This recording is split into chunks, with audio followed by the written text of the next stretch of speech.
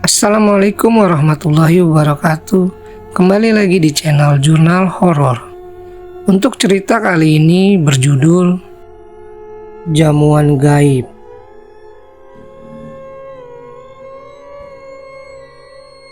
Pada November 2007, Bro, Egy, Rahma, Ade, dan Agus merencanakan pendakian ke Gunung Merbabu.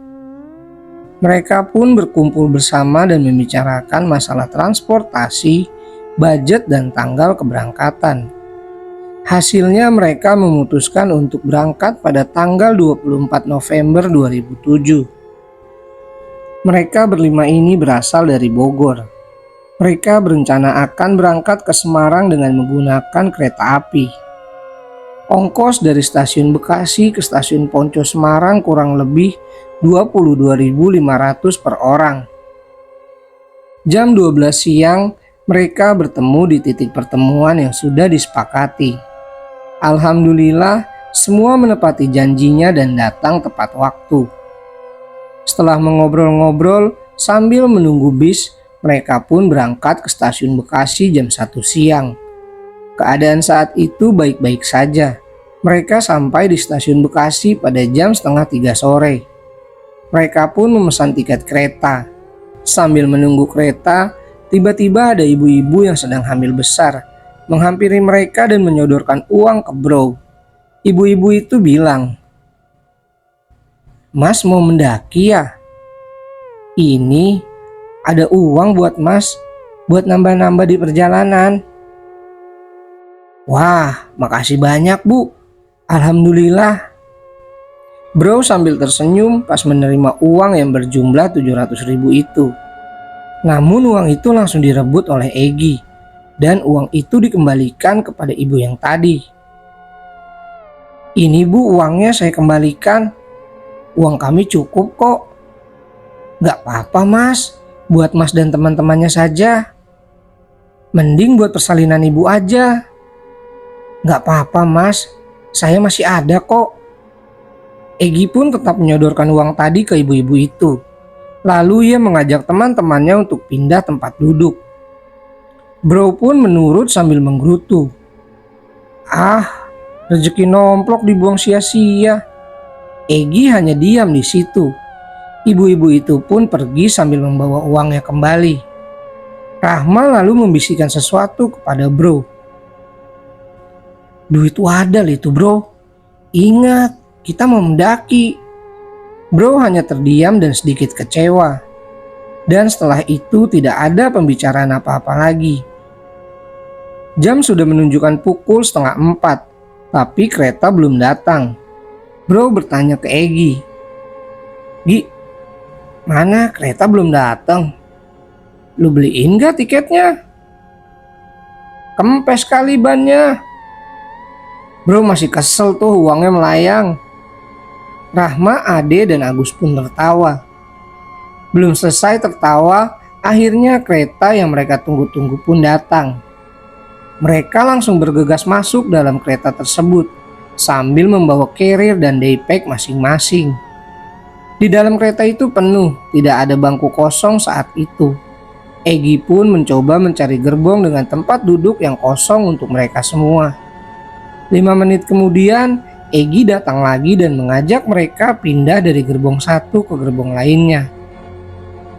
"Ini tempat duduk kita, tempat paling nyaman nih." Padahal WC, untung WC-nya bersih tapi tidak ada air, mungkin rusak. Mereka pun langsung menata tas.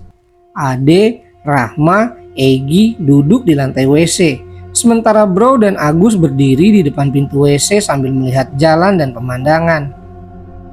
Jam 2:30 pagi akhirnya mereka sampai di stasiun Poncol Semarang. Sebelum kita lanjut ke ceritanya, bagi teman-teman yang belum subscribe channel ini, jangan lupa untuk subscribe terlebih dahulu agar channel ini bisa lebih berkembang. Dan jangan lupa untuk menyalakan lonceng notifikasinya agar tidak ketinggalan cerita-cerita menarik lainnya. Dengan rasa lelah mereka turun dan langsung menghampiri warung untuk ngopi-ngopi. Setelah selesai ngopi, mereka pun langsung mencari angkutan untuk pergi ke base camp. Mereka sampai di base camp jam 8 pagi. Sesampainya di base camp, mereka langsung istirahat. Egy pergi mengurusi maksi dan logistik tambahan. Egy di sini sebagai leader, karena Egy sudah pernah ke Merbabu sebelumnya. Jam 12:30 siang pendakian pun dimulai.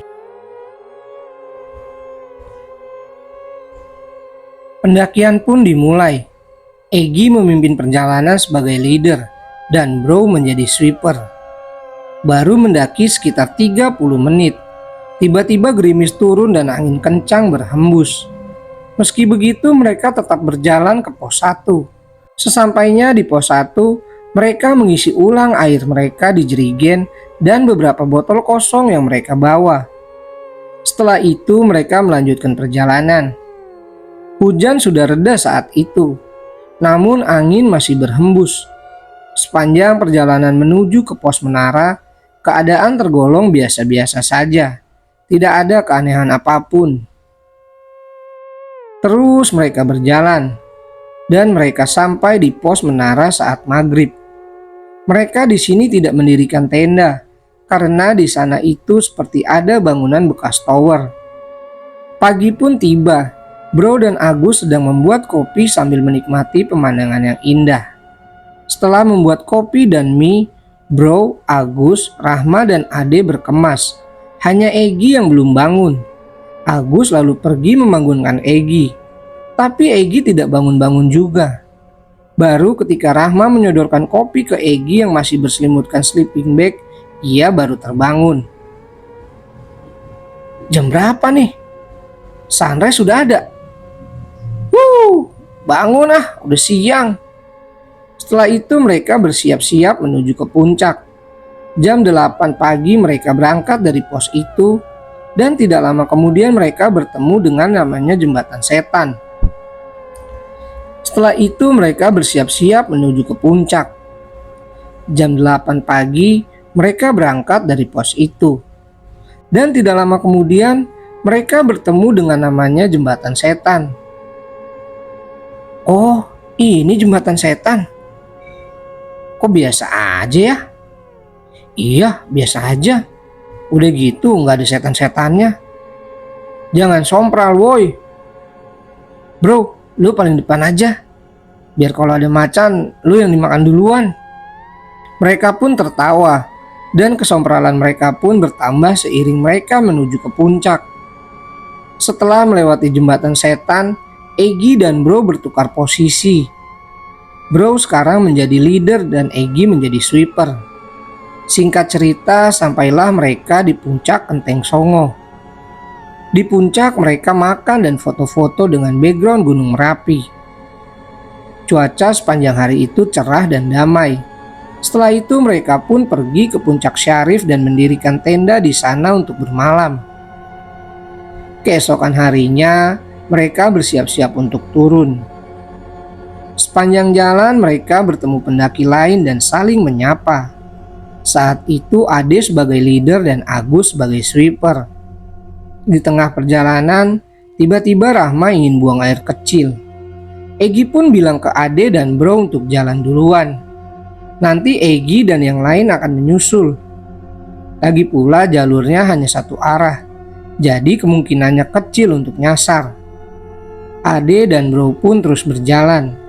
Namun tidak lama berjalan, mereka bertemu dengan percabangan. Ada yang ke kiri dan lurus. Bukannya tadi Egy bilang cuma satu arah? Mereka berdua pun berinisiatif untuk mengambil jalan yang lurus. Karena jalurnya kelihatan lebih jelas. Lama mereka berjalan, tapi tidak ada tanda-tanda temannya menyusul.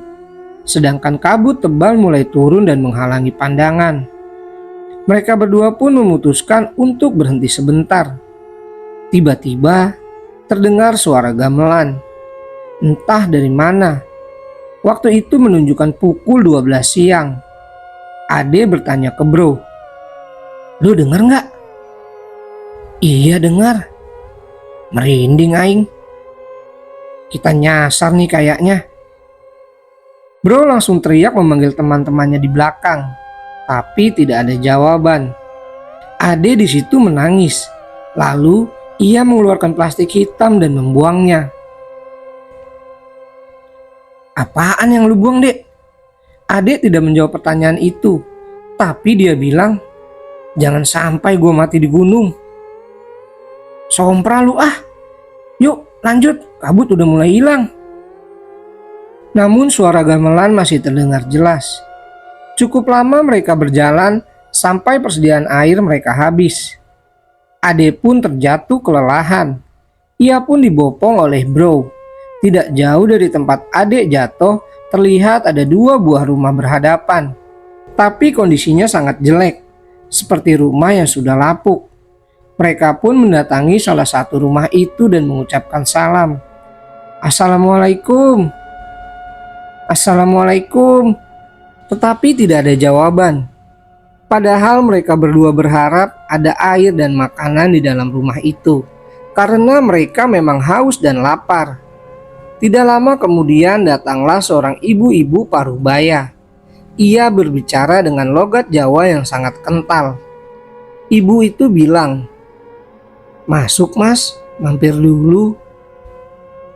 "Maaf bu, kami tersesat dan terpisah dari rombongan. Bolehkah kami masuk saja sekalian mangan?" Mereka pun senang dan mengikuti ajakan ibu itu untuk masuk ke rumah. Di dalam rumah itu Bro kaget bukan main. Ternyata di dalam rumah lapuk itu sudah tersedia banyak makanan di atas meja. Saat itu suara gamelan masih terdengar. Bro pergi keluar rumah dan mencoba mencari sumber suara itu. Tapi ia tidak menemukan apa-apa. Bro bertanya kepada ibu itu, "Bu, itu suara gamelan dari mana ya?" "Lagi latihan mas warga sini." "Oh, ibu tinggal dengan siapa di sini?" "Sendiri mas." Sontak Bro kaget dan ia mulai merinding. Bayangkan saja, di tengah hutan tinggal sendiri. Ibu itu hanya berada di dapur sambil menyuruh Bro dan Ade untuk makan. Mereka pun mengiyakan. "Dek, gak beres nih." "Bodoh amat, gue mah lapar." Bro benar-benar keheranan. Ada rumah di tengah hutan, ibunya tinggal sendiri. Dan masakan yang dihidangkan banyak sekali. Ada daging ayam, daging sapi, telur, pokoknya lengkap semuanya. Ibu itu keluar dari dapur sambil membawa air. Lalu ia bilang, "Loh, kok mas yang satunya ora mangan?" "Mangan mas." Iya bu." Bro benar-benar merinding. Karena ibu itu tidak menatap mereka. Hanya menunduk saja. Ade makan dengan lahap dan terus menambah makanannya. Bro lalu berbicara ke Ade, "Dek, gak beres nih. Udah makan aja. Mau rumah setan juga bodo amat. Yang penting kenyang." Bro hanya berdoa sambil istighfar dan akhirnya pun ia ikut makan sambil terus berzikir dalam hati. Tidak ada yang aneh pada makanan itu. Rasanya sama seperti makanan biasa. Selesai mereka makan, ibu itu bilang, "Nambah mas." "Aduh, kenyang banget saya bu. Terima kasih banyak. Jadi berapa semuanya?" "Nggak usah bayar mas. Doakan saya saja." Bro makin merinding. Kenapa tiba-tiba ibu ini minta didoakan? Setelah itu mereka berpamitan ke ibu itu untuk melanjutkan perjalanan turun. Ade mencoba memberikan uang ke ibu itu. Tapi ibu itu tetap menolaknya. Bro sempat mengambil botol air minum untuk di jalan. Mereka pun keluar dari rumah itu. Perjalanan pun berlanjut. Mereka berjalan sampai tiba waktu maghrib, tapi belum juga sampai ke perkampungan. Dari kejauhan samar-samar terlihat lampu rumah warga. Mereka terus berjalan dengan Ade yang tertatih-tatih karena jatuh tadi. Dan persediaan air yang sudah habis lagi. Baru sekitar jam 10 malam mereka sampai diperkenalkan warga. Dari kejauhan terlihat ada yang sedang membuat api unggun di depan sebuah gubuk. Mereka berdua pun menghampirinya. Ada bapak-bapak tua di situ. Bapak tua itu bertanya, "Dari mana, Mas?" "Dari Merbabu, Pak." "Walah, kok bisa sampai sini?" Bapak tua itu lalu menawarkan kopi dan teh. Mereka berdua bercerita tentang rumah tua dan ibu-ibu tadi. Bapak itu bilang kalau tidak ada rumah warga di sana. Alhasil mereka berdua jadi keheranan dan bertanya-tanya. Mereka pun beristirahat sejenak di gubuk itu dan mencoba menghidupkan HP masing-masing. Sinyal lumayan ada walaupun sedikit. Tidak lumayan lama HP Ade berbunyi dan ada telepon masuk dari Egi. "Lo di mana? Udah 2 hari lo hilang." "Hah? 2 hari?" Ade pun bertanya kepada bapak tua itu mengenai posisi dia sekarang. Dan ternyata mereka sudah berada di tempat yang sama sekali asing, jauh dari tempat awal pendakian. Egi sudah lapor ke pihak berwajib, bahkan sampai ke juru kunci Merbabu. Setelah teleponan dengan Egi, Bro dan Ade berdiskusi untuk melanjutkan perjalanan ke tempat teman-temannya berada, yaitu di Polsek Selo. Mereka pun bertanya ke bapak tua itu mengenai transportasi ke Polsek Selo. Dan untungnya bapak tua itu mau untuk membantu mereka berdua menuju ke sana. Mereka turun menuju ke rumah bapak tua itu yang berada di perkampungan. Dan perjalanan ke Polsek Selo kira-kira 1 jam. Di rumah bapak tua itu, Bro dan Ade harus menunggu 30 menit. Karena bapak tua itu sedang mencari teman yang mempunyai motor untuk membawa mereka ke Polsek Selo. Jam 12 malam mereka berangkat. Dan bapak tua itu memenuhi janjinya untuk mengantarkan mereka berdua ke Polsek Selo. Sekitar jam 1:30 malam, mereka sampai di Polsek Selo. Mereka pun bertemu lagi dengan Egi dan yang lainnya. Setelah mengobrol panjang, Bro dan Ade diwajibkan mandi kembang oleh Kuncen Merbabu. Mereka bertanya-tanya, kenapa harus mandi kembang? Tapi apa boleh buat, mereka hanya menurut saja sambil ketakutan. Oh iya, kalian masih ingat dengan kantong plastik hitam yang tadi sempat dibuang oleh adik? Nah, ternyata itu isinya adalah bunga Edelweiss. Oke teman-teman, sekian untuk cerita horor kali ini. Untuk teman-teman yang baru bergabung, jangan lupa untuk subscribe dan like channel ini. Serta nantikan cerita-cerita horor menarik selanjutnya di channel Jurnal Horor. Assalamualaikum warahmatullahi wabarakatuh.